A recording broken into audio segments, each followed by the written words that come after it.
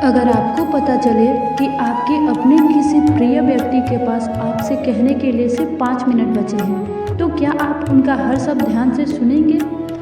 आज की कहानी में भी कुछ ऐसा ही है। एक दादी माँ जिनकी आखिरी 5 बातें उनके पोते की पूरी जिंदगी बदल देती है।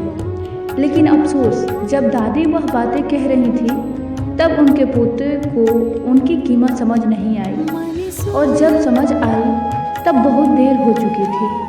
इसीलिए मैं आपसे एक छोटी सी विनती करूँगा, इस कहानी को अंत तक जरूर सुनिए, क्योंकि हो सकता है कि इसमें छिपी कोई एक बात आपकी ज़िंदगी भी बदल दे।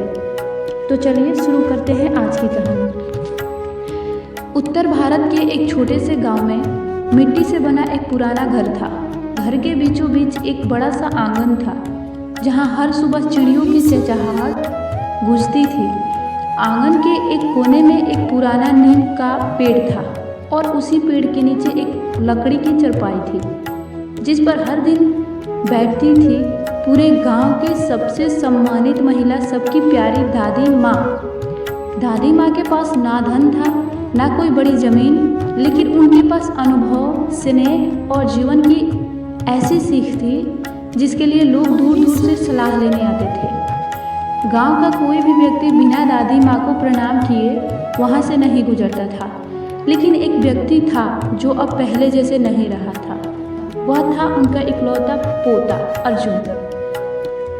अर्जुन बचपन में दादी की गोद में खेलता था, रात को उन्हीं से कहानियाँ सुनकर सोता था।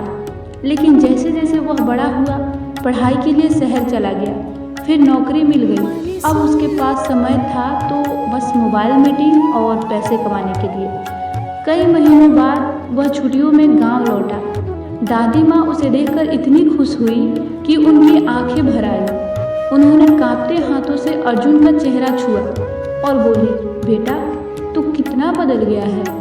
अर्जुन मुस्कुराया, लेकिन उसकी नज़र बार बार मोबाइल की स्क्रीन पर जा रही थी। हाँ दादी, काम बहुत रहता है ना, इसीलिए।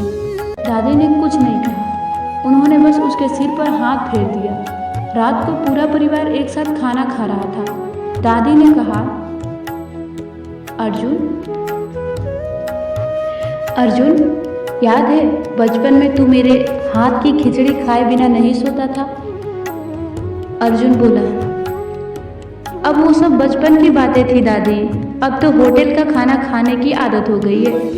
दादी मुस्कुरा दी, लेकिन उनके चेहरे की मुस्कान के पीछे हल्की सी उदासी छिपी थी।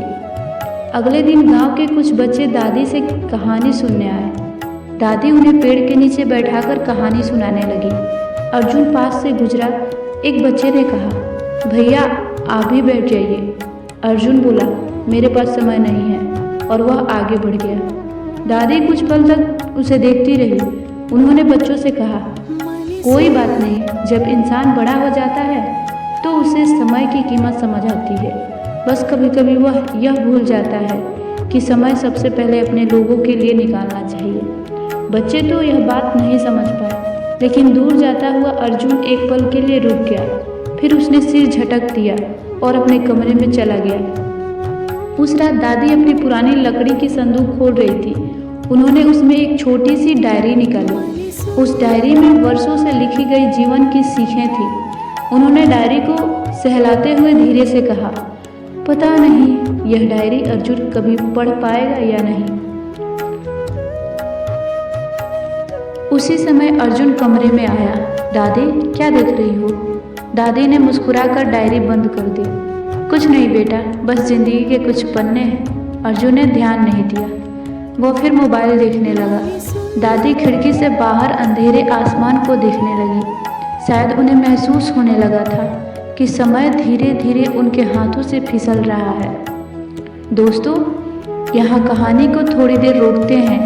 क्या आपको लगता है कि अर्जुन सच में बदल गया था, या वह सिर्फ अपनी भागदौड़ में उलझ गया था? अपनी राय कमेंट में ज़रूर लिखिए। अब देखते हैं कि आगे क्या होता है। अगली सुबह गांव में हल्की धूप निकली थी। पक्षियों के चहचहाहट से पूरा माहौल गूंज रहा था। दादी माँ रोज की तरह सुबह जल्दी उठ तुलसी को जल चढ़ाया और भगवान के सामने बैठकर प्रार्थना करने लगी। अर्जुन अभी भी सो रहा था। दादी ने उसकी तरफ देखा और मुस्कुरा दी। धीरे से बोली, भगवान इसे हमेशा खुश रखना। उसी दिन दोपहर में गांव के एक बुजुर्ग दादी से मिलने आए। उन्होंने पूछा, बहन अब तबीयत कैसी रहती है? दादी ने मुस्कुराकर कहा, शरीर तो अब थक गया है, लेकिन मन अभी भी अपने बच्चों के लिए धड़कता है।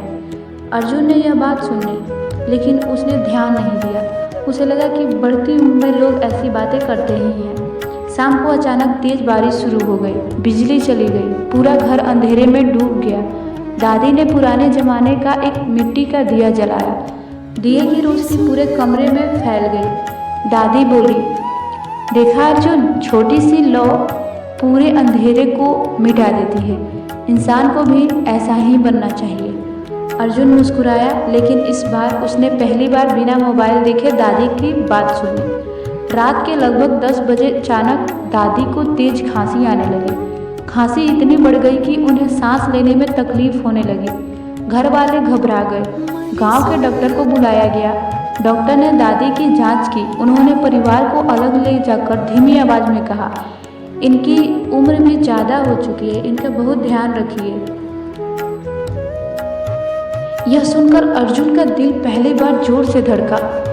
उसने सोचा, क्या सचमुच दादी इतनी बीमार है? अगले दिन उसने पहली बार अपना मोबाइल एक तरफ रखा और दादी के पास बैठ गया। दादी ने प्यार से पूछा, आज मोबाइल नहीं चला रहे? क्या बात है? अर्जुन हल्का सा मुस्कुराया। आज मन नहीं कर रहा दादी। दादी ने उसका हाथ पकड़ लिया। बस बेटा, कभी कभी अपनों के साथ बैठने का मन भी कर लिया कर। अर्जुन की आंखें झुक गई। उसे महसूस हुआ कि उसने पिछले कई सालों में दादी से ठीक से बात भी नहीं की। उस शाम दादी ने अर्जुन से कहा, चल आज गांव घूमकर आते हैं। दोनों धीरे धीरे खेतों की ओर निकल पड़े। रास्ते में जो भी मिलता दादी को सम्मान से प्रणाम करता। कोई दूध दे जाता, कोई फल, कोई सब्जी। अर्जुन हैरान था। उसने पूछा, दादी, लोग आपको इतना मान क्यों देते हैं? दादी मुस्कुराई, क्योंकि बेटा, मैंने कभी किसी को छोटा नहीं समझा। जिसने जितना प्यार दिया मैंने उससे ज़्यादा लौटाने की कोशिश की। यह बात अर्जुन के दिल में उतरने लगी।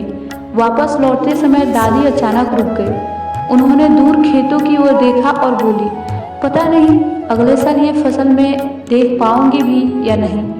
अर्जुन घबरा गया। दादी, ऐसी बातें मत करो। दादी ने सिर्फ मुस्कुरा दिया। उस रात अर्जुन को नींद नहीं आई। उसे बचपन याद आने लगा। कैसे दादी उसे कंधे पर बैठाकर मेले ले जाती थी, कैसे बीमार होने पर पूरी रात उसके सिरहाने बैठी रहती थी, कैसे हर परीक्षा से पहले उसके लिए भगवान से प्रार्थना करती थी, और उसने पिछले कई सालों में उनके लिए समय तक नहीं निकाला। सुबह जब उसकी आंख खुली तो उसने देखा कि दादी अपनी पुरानी डायरी में कुछ लिख रही थी। अर्जुन ने पूछा, दादी क्या लिख रही हो?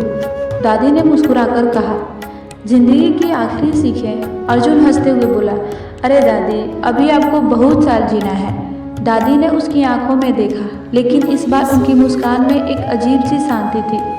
उन्हें जैसे सब पता था कि समय अब बहुत कम है। दोस्तों, अगर आज आपके पास अपने दादा दादी या नाना नानी के साथ सिर्फ एक दिन बिताने का मौका मिले, तो आप सबसे पहले उनसे क्या कहेंगे? अपना जवाब कमेंट में ज़रूर लिखिए। और अगर आपको यह कहानी दिल से छू रही है तो वीडियो को लाइक ज़रूर करें। इससे ऐसी ही भावनात्मक कहानियाँ आप तक पहुँचती रहेंगी। अब अगले भाग में दादी माँ अपने पोते को वह आखिरी सीख देने वाली हैं जो उसकी पूरी ज़िंदगी बदल देगी। तो हमारा अगला भाग अगली वीडियो में आएगा। तब तक के लिए बने रहिए हमारे चैनल पे और इस वीडियो को लाइक कर लीजिए, मेरे चैनल को सब्सक्राइब कर लीजिए और दादी की अगली पार्ट के लिए बने रहिएगा हमारे साथ।